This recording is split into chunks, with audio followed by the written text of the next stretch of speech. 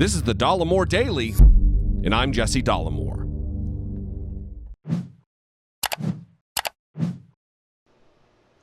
Today's video is brought to you by Surfshark.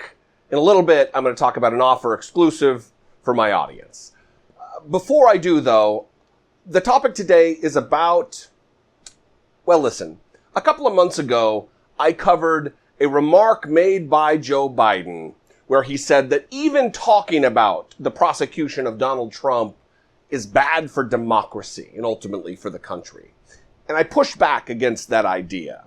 And now it seems there are whisperings, there's a low rumble in the distance of this thought creeping its way back into the mainstream of Democrats, of liberals, of progressives. And there was an article, an op-ed written in the Washington Post by a Harvard professor named Jill Lepore that I want to talk about. But before I do, let's talk about today's sponsor, Surfshark. Like most people today, I'm online a lot, and I'm sure you are too. Whether it be consuming news or YouTube videos or social media or shopping online more, since we're all at home a lot more, we are all at risk. There are hackers and other nefarious characters out there waiting to take advantage of us online. The best way to keep ourselves safe online is by using a reputable virtual private network or VPN. I personally use and I recommend Surfshark. And for a limited time, using my link, surfshark.deal/Dollemore, you can get 83% off of a 2-year plan and an extra 3 months completely free. Getting it through my link makes your subscription only $2.21 per month, so you can browse securely on all of your devices, all of them, simultaneously. If you're not using a VPN like Surfshark, all of your data sent via the internet, including passwords, private messages, and your credit card numbers, anything you consider private and sensitive, is at risk. Surfshark encrypts all those data you send over the internet, protecting it using industry-leading security and data encryption, but doing it while being super simple to use, which is important to me because I got more important things to do than try to fumble my way through some complicated user interface. So go to surfshark.deal/Dollemore to get 83% off and know that they are so confident that you're going to love your new security, they offer a 30-day money-back guarantee. All right. Now, let's get back to the topic here. Jill Lepore, in this Washington Post article titled, "Let History Not Partisans Prosecute Trump, a Truth Tribunal is Not the Answer. Preserving Presidential Records is." Now, first of all, Jill Lepore is a Harvard professor, like I mentioned earlier at the top of the video, and her expertise is in record preservation, historical record preservation. So this is kind of in her wheelhouse. Now, first, I'm not going to argue specifically against or for a truth tribunal, which is something that Chris Hayes on MSNBC and several academics, apart from media figures, are arguing for after Donald Trump leaves. So what is a truth tribunal? I'm going to read, I've never done this before in a video, but I'm going to read from the Wikipedia definition because it's the most succinct to give you an idea of what we're talking about here. A Truth Commission, also known as a Truth and Reconciliation Commission or Truth and Justice Commission, is an official body tasked with discovering and revealing past wrongdoings by a government or, depending on the circumstances, non-state actors also, in the hope of resolving conflict left over from the past. Truth commissions are, under various names, occasionally set up by states emerging from periods of internal unrest, civil war, or dictatorship. Now, there have been, throughout the history of mankind, because of the terrible things that we inflict upon one another, truth commissions or reconciliation commissions. After World War II, of course, the carnage that the Nazis left, there was one. There have been, after South Africa dissolved and a new government and apartheid had been abolished, there was a Truth and Reconciliation Commission. In various times in Canada and Australia, after the abuses suffered by their indigenous peoples, there have been these commissions. And I'm not going to argue, like I said, one way or the other I'm not going to get bogged down about the technicalities of whether this particular commission is appropriate. What I'm going to talk about here is that she's really, in one way, arguing specifically about the Truth Commission, but also really arguing about just letting Donald Trump off the hook altogether. This is a terrible idea. If we have any fundamental obligation to justice, any interest in justice being served, in holding the powerful to account, then we must seek justice for Donald Trump's crimes. He cannot be let off the hook because, well, he's a president and this is a democracy. He is also a citizen. He is one of us. No man or woman is above the other in our system. He is not uniquely endowed by his creator as better. He should stand trial. He should stand and be held to account, just like you or I would. Anyway, I'm going to read from this article a little bit, and then I'm going to stop, and I'm not going to read the entire article, just snippets from it. I would encourage you to go to the Washington Post and read this particular op-ed, because I'd love to know what you think, if I'm off base here. If we should just let Donald Trump ride off into the sunset after all that all the damage that he's caused. All of the actual lives that have been impacted by his reign of terror over these 4 years.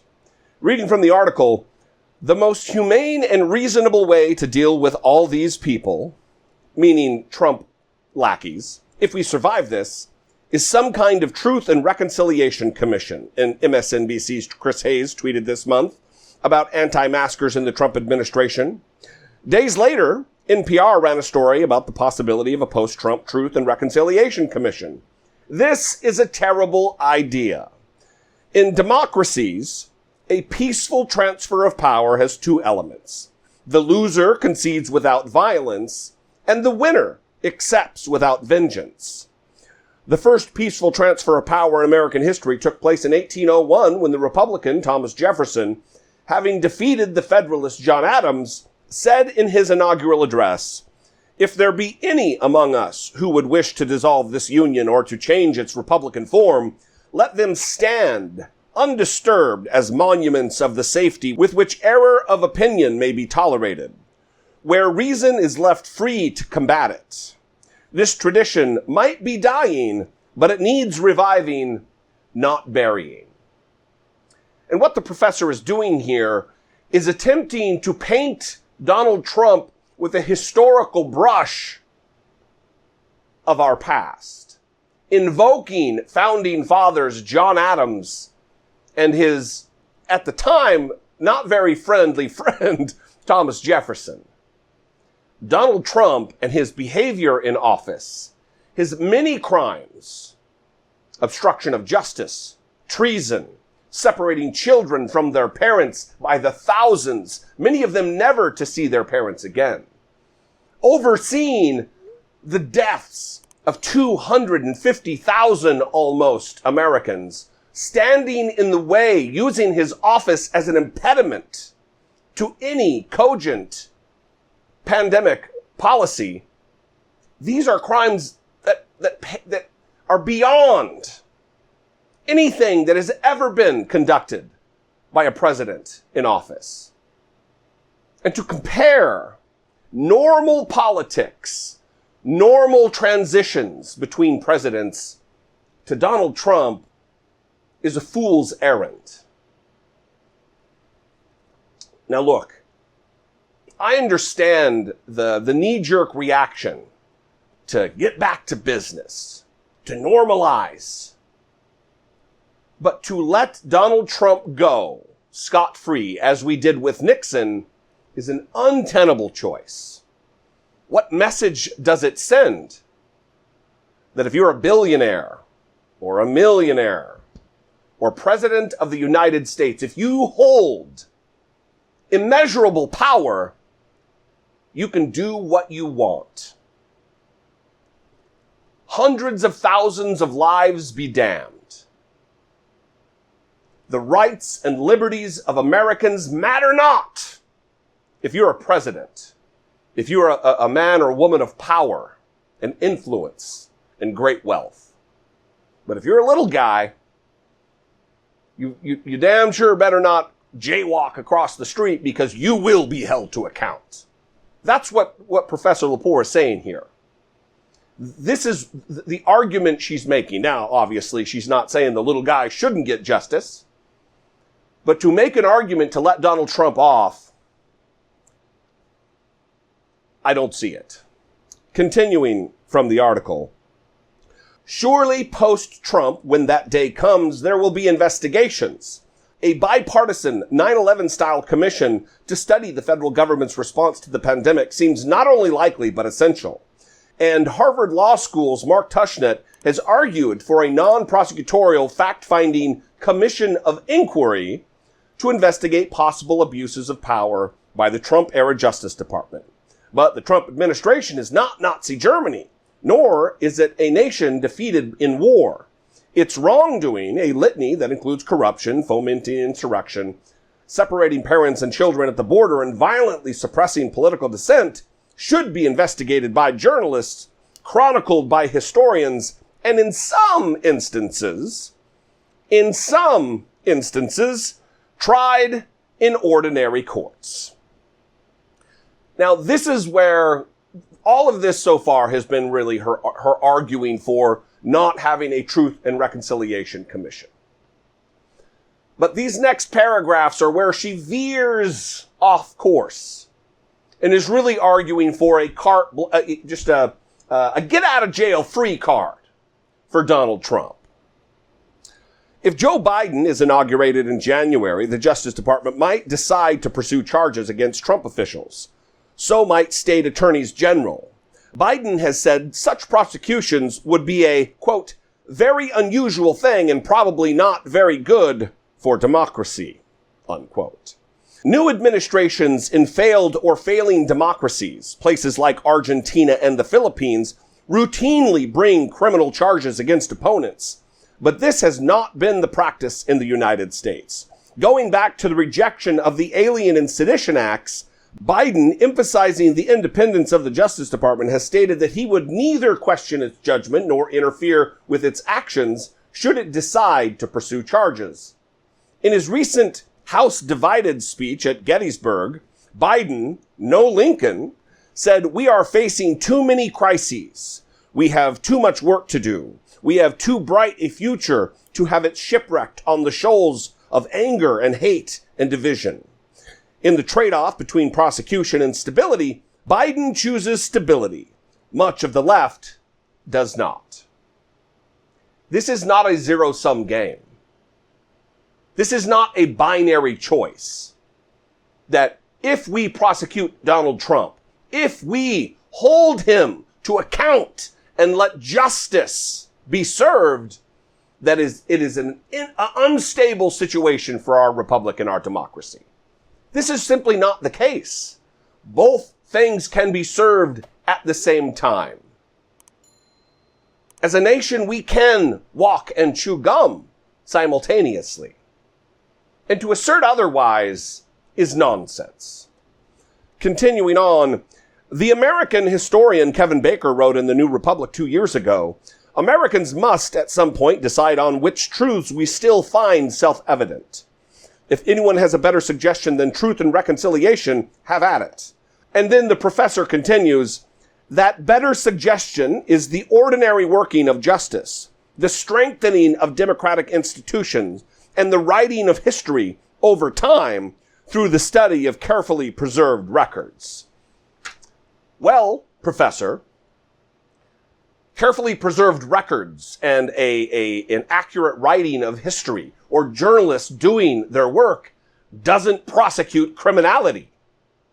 It doesn't hold to account a criminal rogue president who has overseen the deaths of nearly 250,000 Americans.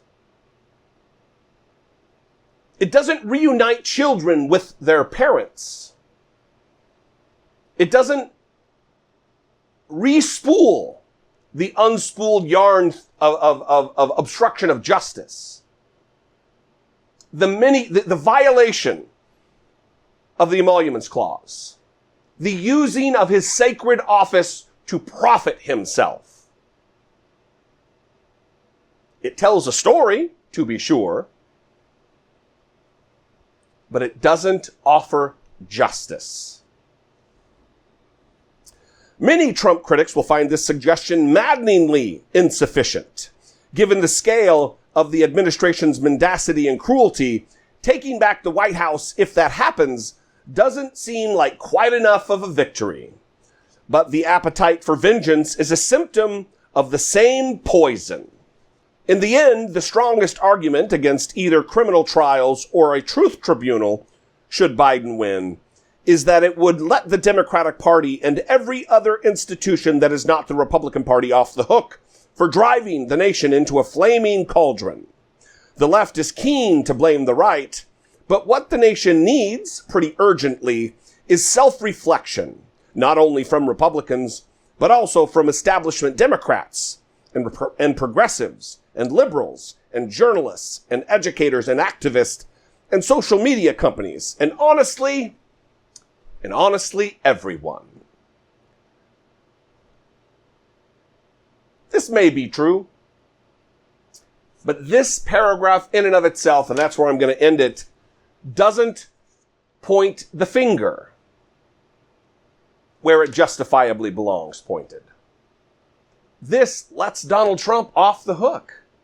Well, Democrats have done bad stuff too. And what about the media? She goes on to talk about Facebook and CNN. What about Donald Trump's crimes? His propping up of white supremacy. Year after year, day after day, hour after hour, statement after statement. Giving aid and comfort to domestic terrorists. Confusing fact from fantasy. Giving safe harbor for conspiracy theorists. Dangerous individuals who our own FBI have labeled as a national security threat. But CNN, no. Donald Trump needs to be held accountable. He needs justice. Let our independent judiciary, let justice run its course. We shouldn't be already giving up the game and allowing Donald Trump to go free prior to any official government-sponsored investigation. Like I said, I'm not talking about a truth and reconciliation commission. I don't care. Unless there's a prosecutorial authority, then it doesn't matter. Of course we want to get to the truth. We want to know what happened. But unless there's some teeth with whatever committee or commission, then it doesn't matter. Then we should let Donald Trump ride off into the sunset. And send a message to every American who works hard and pays their taxes and has faithfully entered into the social contract to treat his fellow man with kindness and decency. We're sending a message to them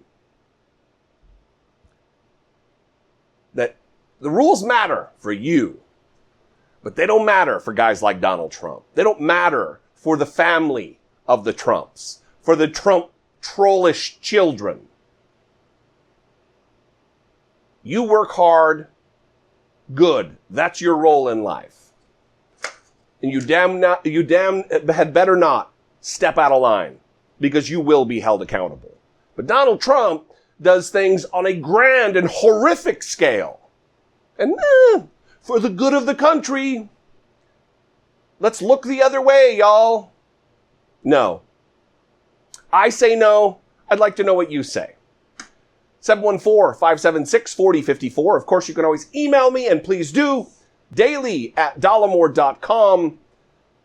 We are coming up here fewer than 3 weeks until the election, until we're going to know once and for all what the next steps should be.